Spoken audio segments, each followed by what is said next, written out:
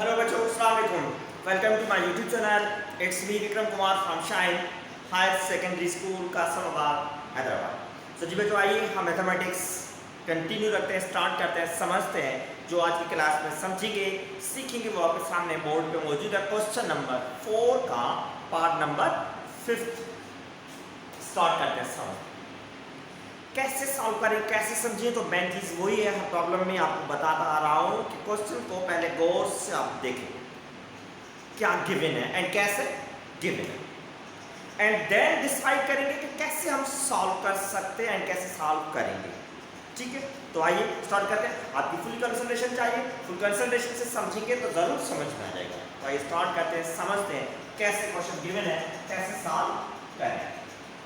Solution secant theta tangent theta multiply by d theta, ये है numerator में term. ठीक, डिनोमिनेटर में 9 plus 4 into sec square theta. 4 perfect square number, sec पे already square, तो उस नंबर को हम 2 square into sec square theta लिख सकते हैं। मैंने क्या किया, 4 को 2 स्क्वायर कर दिया और कुछ भी नहीं है, सही है। अब देखिए नेक्स्ट स्टेप में sec theta tangent theta D theta sin 9 plus, अब 2 पे स्क्वायर लिखा क्यों, क्योंकि ये दोनों का मल्टीप्लाई में दोनों पे सेपरेटली स्क्वायर है, तो हम इसको 2 sec थीटा होल स्क्वायर में कन्वर्ट कर सकते हैं। सही है बेटा, क्लियर। तो इसलिए 4 को 2 स्क्वायर में कन्वर्ट किया पहले, एंड देन नेक्स्ट स्टेप में दोनों पे सेपरेटली स्क्वायर था, होल स्क्वायर में। ठीक, इस क्वेश्चन नंबर 1 का नाम देकर यहां पर लॉक कर दिया। अब क्या करेंगे, सब्स्टिट्यूशन मेथड। सपोज लेंगे इसका दो टर्म मल्टीप्लाई में दोनों पे होल स्क्वायर, इस टर्म को सपोज लेंगे सिंगल वेरिएबल में कन्वर्ट करने के लिए p = 2 sec थीटा। आई बात समझ में। सपोज लेने के बाद क्या करना है, डेरिवेटिव करनी है। चलो डेरिवेटिव परफॉर्म करते हैं, समझते हैं। Differentiate with respect to variable कौन सा है, theta, on both sides, d by d theta of variable p is equal to 2 coefficient है, बाहर लिखेंगे d by d theta sec theta। ठीक, जस्ट दोनों साइड पे डेरिवेटिव है, सो ये dp divided by d theta is equal to 2 sec theta की derivative है sec theta into tangent theta, sec theta की derivative sec theta into tangent theta derivative है। ठीक है, अब नेक्स्ट स्टेप में देखें, dp 2 साइड पे मल्टीप्लाई हो रहा है तो साइड में शिफ्ट करेंगे, आगे डिवाइड। क्यों कि sec थीटा टेंजेंट थीटा के साथ कोई भी कोएफिशिएंट मल्टीप्लाई नहीं है, वहां पर 2 की जरूरत भी नहीं है, शिफ्ट किया। इज इक्वल टू ये sec theta into tangent theta, यहां पर जो d थीटा डिवाइड में है, आगे मल्टीप्लाई उस साइड पे। ठीक, अब complete term sec theta tangent theta d theta मिला हमारे पास dp डिवाइडेड बाय 2k। ठीक है, अब देखिए अब क्या करेंगे, ये तो होगी डेरिवेटिव टर्म मिल चुका है। ठीक बच्चों, क्लियर यहां तक। अब वापस इक्वेशन 1 को टेक आउट करेंगे, सब्स्टिट्यूट करेंगे, वैल्यूज को सॉल्व करेंगे।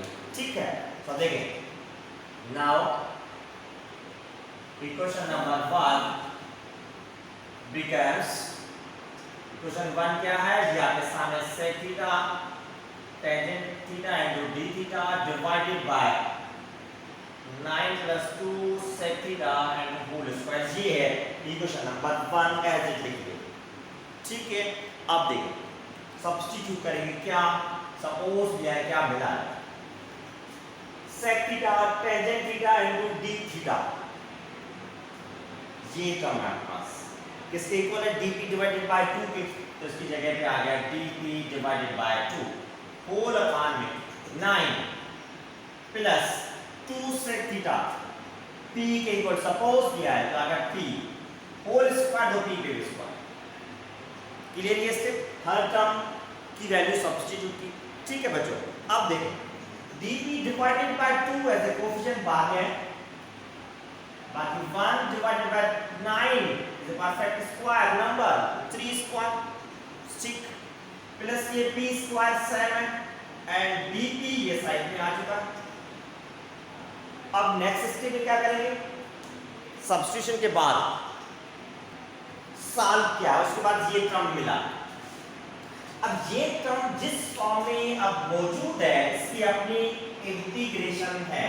अब देखिए क्वेश्चन ए स्क्वायर एक्स स्क्वायर dx के साथ इंटीग्रेशन परफॉर्म करनी है, तो इसकी इंटीग्रेशन है 1/a tangent inverse x upon a plus constant of integration c। ये है कि जो इंटीग्रेशन परफॉर्म करेंगे अकॉर्डिंग टू दिस फार्मूला, इसलिए साइड पे इसका हवाला दिया हुआ है कि हम इसकी इंटीग्रेशन इस फार्मूला के हिसाब से करेंगे। ठीक है, अब फार्मूला के हिसाब से तो करेंगे 1/2 कोफिशिएंट है, मल्टीप्लाई इंटीग्रेशन सी कह रहा है कि 1/a, a means constant number जो यहां पर मौजूद है वो हमारे पास 3 स्क्वायर मींस a की जगह पे 3।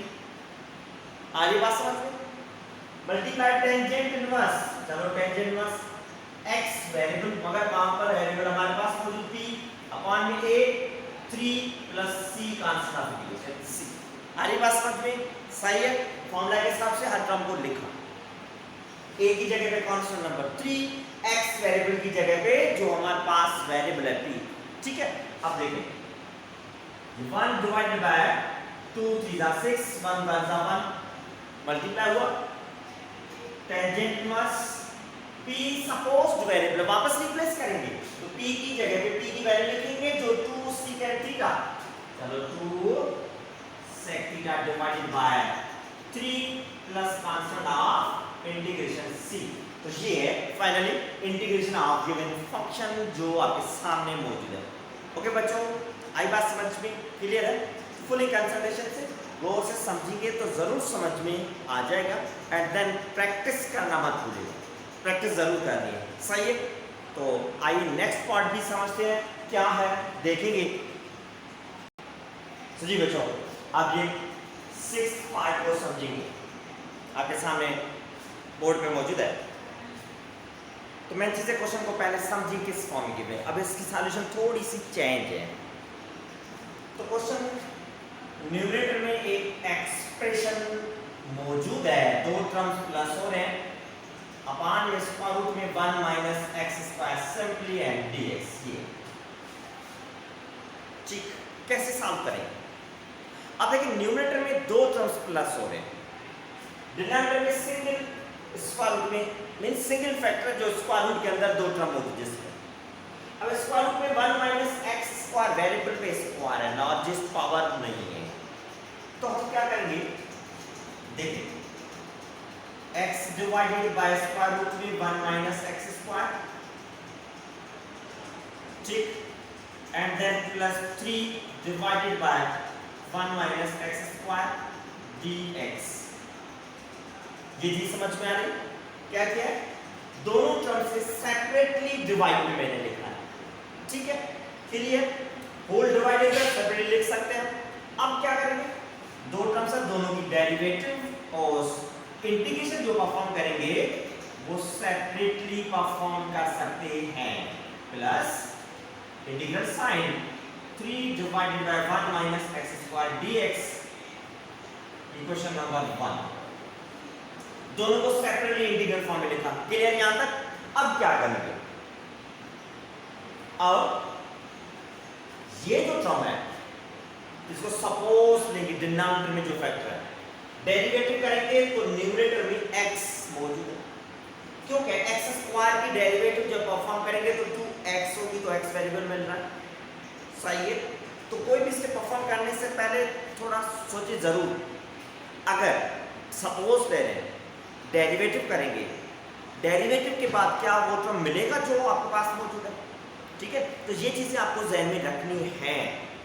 ठीक है, कोई स्टेप परफॉर्म करने से पहले सोचिए जरूर, अगर ये सॉल्व करेंगे या इस स्टेप को परफॉर्म करेंगे तो क्या होगा। ठीक है बेटा, तो आइए अब देखिए, मैं कह रहा हूं let suppose p equal to 1 minus X square. Complete इस टर्म को सपोज ले लें, स्क्वायर के अंदर जो भी टर्म है कंप्लीट सिंगल वेरिएबल में रिड्यूस होगा। अब डेरिवेटिव करेंगे with respect to x on both sides, d by dx of variable p, d by dx of constant number, d by dx of x square. Her term की separately derivative लिखी। अब ये dp divided by dx same है, constant number की derivative 0, x square की derivative 2x, x की derivative x के हिसाब से हो गई 1, सही।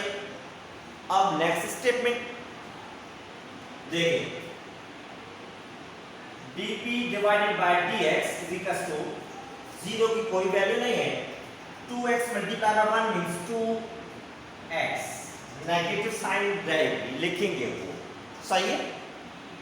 अब dp उस साइड पे x के साथ जो -2 मल्टीप्लाई में, इस साइड पे आ गया डिवाइड में, x एंड dx डिवाइड वाला साइड में शिफ्ट करेंगे, क्योंकि न्यूमरेटर के ऊपर x एंड dx मौजूद है जो डेरिवेटिव के बाद मिल चुका है। ये सपोजिशन सब्स्टिट्यूट सिर्फ इस फैक्टर के लिए हो रही है क्योंकि न्यूमरेटर में वेरिएबल यहां पर मौजूद है, ठीक है बच्चों। अब देखें क्या होगा। अब वापस इक्वेशन 1 को टेक आउट करेंगे एंड समझेंगे। Now equation number 1 becomes, equation 1 को वापस लिखेंगे x into dx 1 minus x square square root में ये 3 divided by 1 minus x square square root में and dx। क्लियर है यहाँ तक? जस्ट एज इक्वेशन 1 को लिखा हुआ है। आप देखिए कैसे हम इसको मैनेज करेंगे।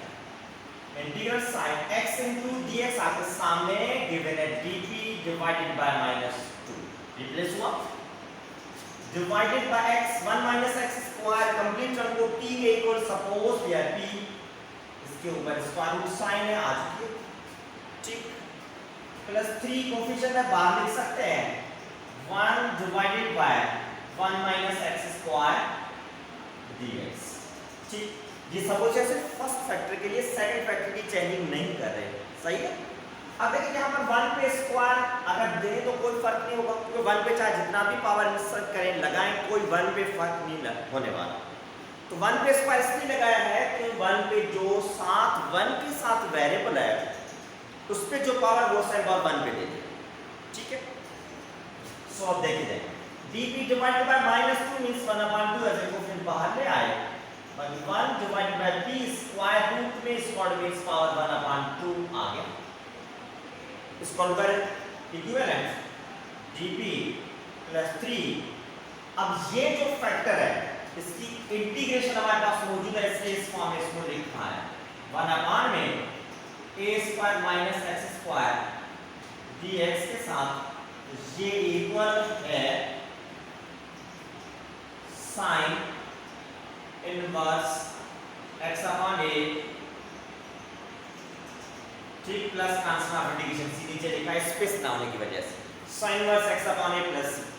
तो मींस इसकी इंटीग्रेशन इस फॉर्मूला के हिसाब से परफॉर्म होगी तो सिंपली लिख सकते हैं sine inverse x/a, a means constant number that is 1, अब plus constant of integration c नहीं लिखा क्योंकि इंटीग्रेशन कंप्लीटली परफॉर्म हो जाने के बाद लिखेंगे।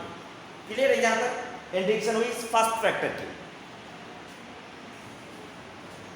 अब नेक्स्ट स्टेप में -1/2 integral sign 1 divided by p, variable single है, डिवाइड में है तो 1 multiply by p power numerator में जाएंगे, 1/2 पे पावर साइन चेंज होगी, ठीक, क्योंकि 1 जो वो सेम है, ये डिवाइड का मल्टीप्लाई आ चुका है, तो 1 multiply bye dp plus 3 sine inverse x/1/1 लिखने की जरूरत नहीं है क्योंकि किसी नंबर के अपान में कुछ भी नहीं मींस 1 है, ठीक है।